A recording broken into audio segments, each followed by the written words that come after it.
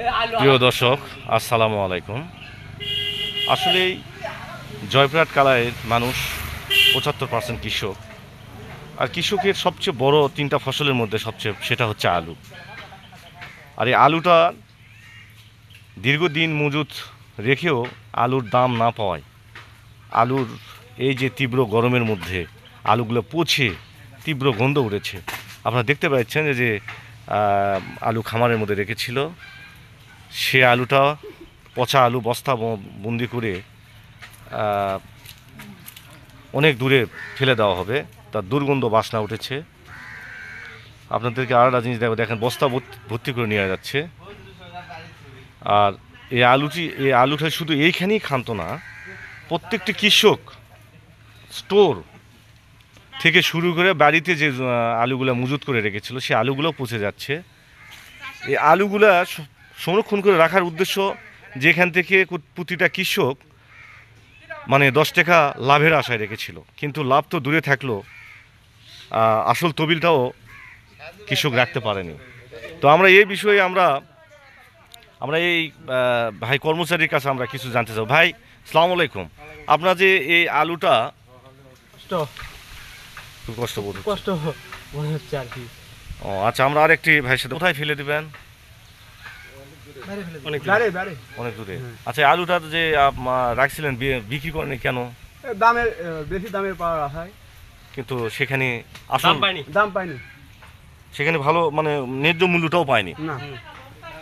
আচ্ছা, আলুটা রেখেছিলাম 10 টাকা পাওয়ার জন্য, কিন্তু দেখা যাচ্ছে স্টোরের আলু বিক্রি হচ্ছে 10 টাকা কেজি। এগুলো আলু আর নিচ্ছে না, এগুলো আলুতে একটু যাই হোক একটু সমস্যা হচ্ছে, তার জন্য নিচ্ছে না পারে আস্তে আস্তে আলুগুলো পচে যাচ্ছে। এখন বস্তাবন্দি করে তাকে জমিতে ফেলে দেওয়া লাগছে সার হিসাবে।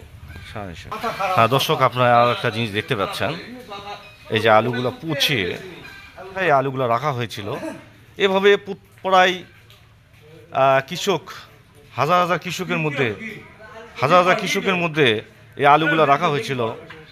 এই আলুগুলো রাখার পরে 10 টাকা লাভের আশায় রেখে আলুগুলো পচিয়ে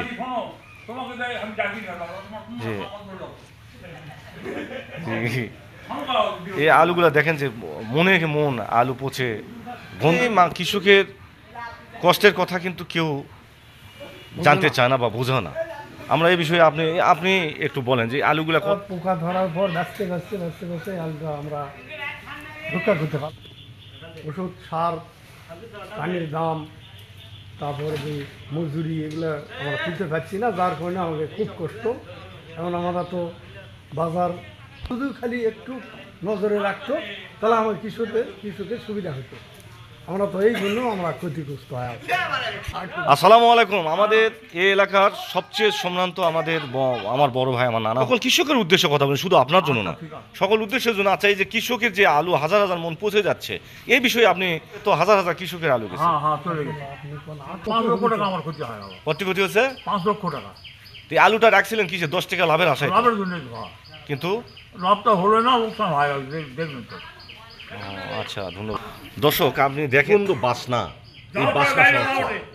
এই বাসনাকে কেন্দ্র করে শুধু যদি 10 টাকা কৃষক পাতো সেটাও একটা আনন্দময়, কিন্তু যখন আলু পচে যখন বন্ধ ওঠে তখন এলাকার মানুষের আবার 50 টাকার চেয়ে বেশি গাল শোনা লাগে এই আলু পচার কারণে এলাকার মানুষের। তো দর্শক, ভ্যানেট করে নিয়ে খাড়াতে ফেলে দেওয়া হচ্ছে, আপনারা দেখতে পাচ্ছেন।